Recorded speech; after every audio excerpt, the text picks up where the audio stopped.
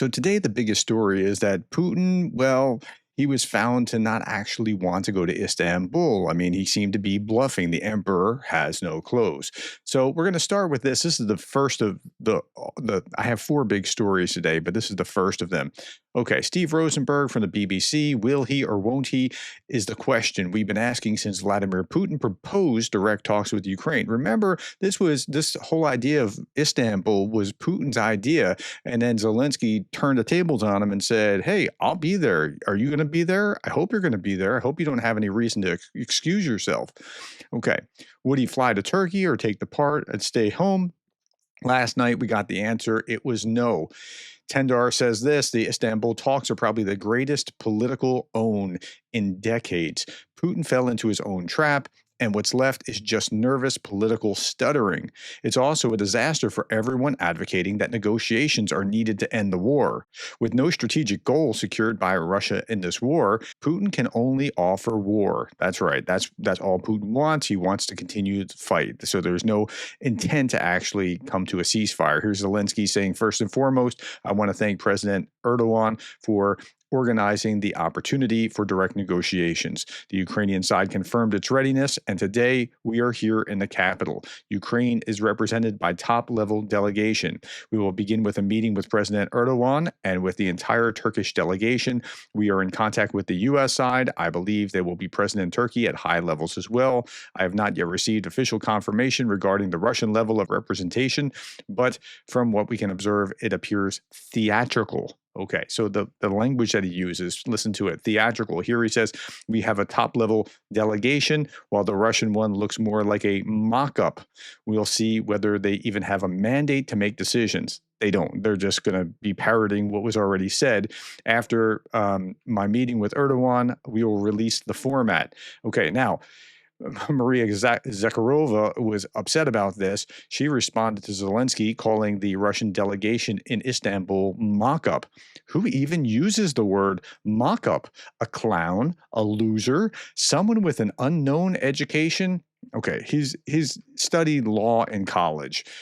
She said at the briefing in Moscow. She also went on to say this: the Russian delegation has arrived in Istanbul and is, quote, ready for serious work, unquote.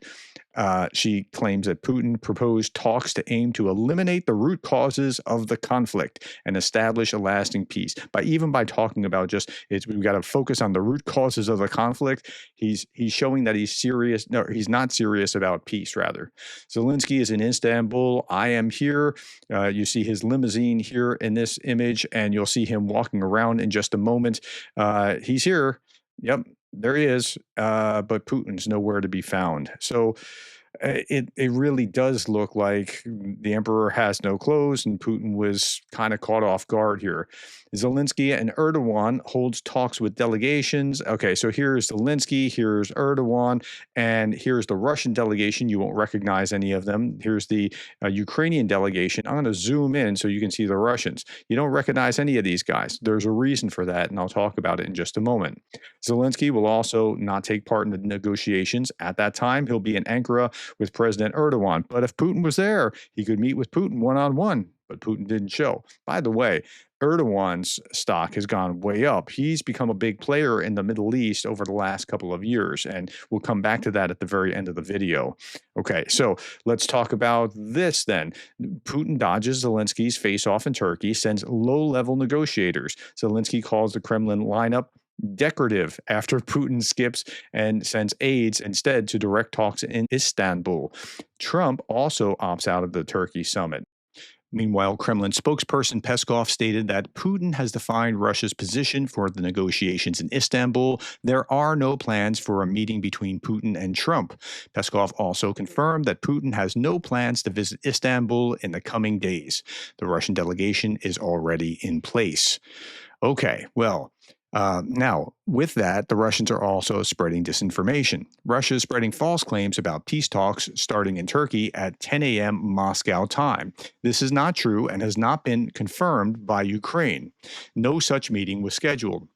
It appears to be a disinformation effort to pressure Ukraine by framing it as the only party not seeking negotiations, which is amazing that they're trying to frame Ukraine as not seeking negotiations when Putin won't show up. It's bizarre. Now, they are getting to spend time. This is the Ukrainian foreign minister and Rubio and Graham. They are getting to spend time with the Americans with the Ukrainian delegation. So that's a good thing. And that's a positive thing. The more time that they can spend together talking about and understanding each other, is probably a net positive. Okay, Trump says that he may head to Turkey. Now, this was yesterday, but he said that he may head to Turkey for talks on Friday if it's appropriate. But then later he was saying, no, I don't think I'm going to be doing that. He was asked if Putin isn't going to Turkey, if he is disappointed. And here's what Trump said. Jennifer, go ahead. Mr. President, no Putin's interest.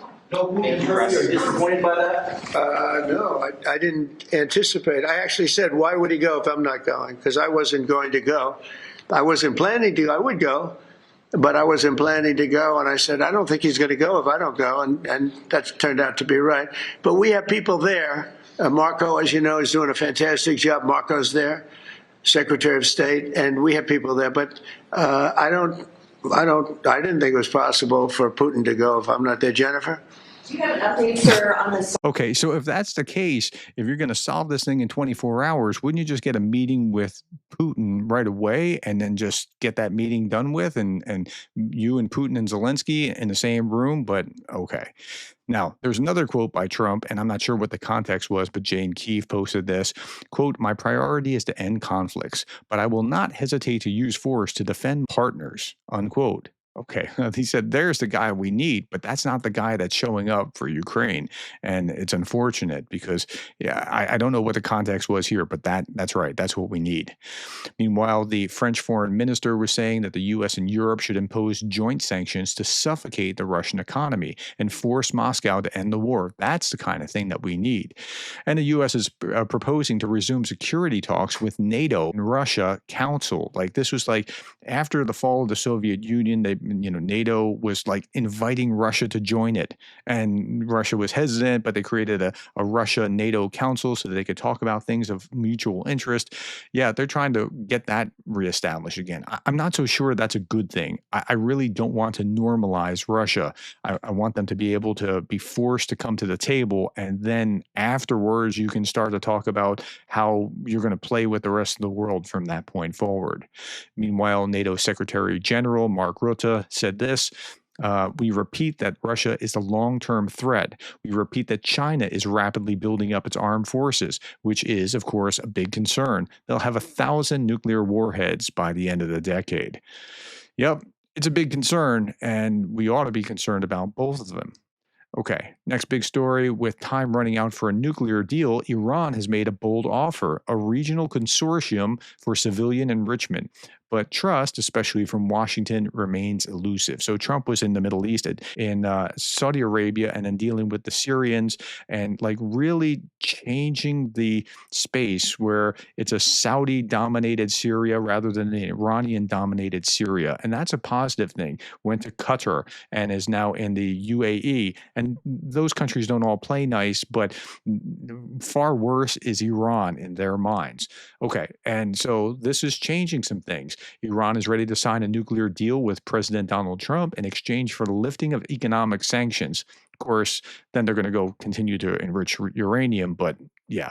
Under such a deal, Iran would commit to never producing nuclear weapons and to eliminate its stockpile of highly enriched uranium that could be used for military purposes. Why do they have a stockpile of highly enriched uranium that could be used for military purposes? I mean, is it beyond the amount that is for nuclear production of energy? It's a mess there. Meanwhile, Ukraine is appointing a Crimean Tatar activist that was kidnapped and teed by Russia as an ambassador to Turkey. This is a brilliant move.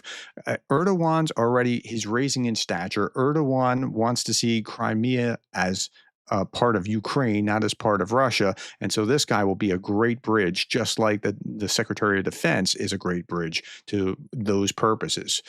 Okay, I asked you all some time ago, this was April 20th, did anyone think that Putin was serious about a ceasefire? 96.8 said, no, it's just a stunt. Yeah, I want to know what this 3.2% that said, yes, he's serious was thinking. Okay, last little bit from Darth Putin. We've gone from claiming Zelensky was too scared of me to even stay in Kyiv to being too scared to meet him face to face. Interesting how that works.